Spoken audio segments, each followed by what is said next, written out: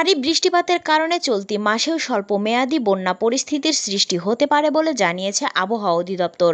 বৃহস্পতিবার আবহাওয়া দীর্ঘমেয়াদী পূর্বাভাসে এ তথ্য জানানো হয়। এতে বলা হয়, আগস্ট মাসে দেশের স্বাভাবিক বৃষ্টিপাতের সম্ভাবনা রয়েছে।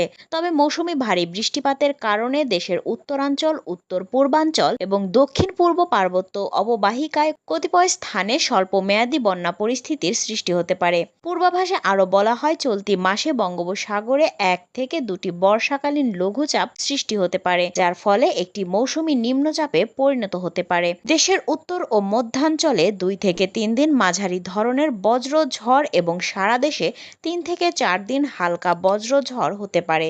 এছাড়াও আগস্টের শেষে বিচ্ছিন্নভাবে 1 থেকে 2টি মৃদু তাপপ্রবাহ বয়ে যেতে পারে। এ মাসে দিন ও রাতের তাপমাত্রা স্বাভাবিক অপেক্ষা সামান্য বেশি থাকতে পারে। উল্লেখ্য, চলতি বছরের জুন ও জুলাই মাসে মধ্যমেয়াদী বন্যায় অন্তত 12 লাখ মানুষ ক্ষতিগ্রস্ত হয়েছে।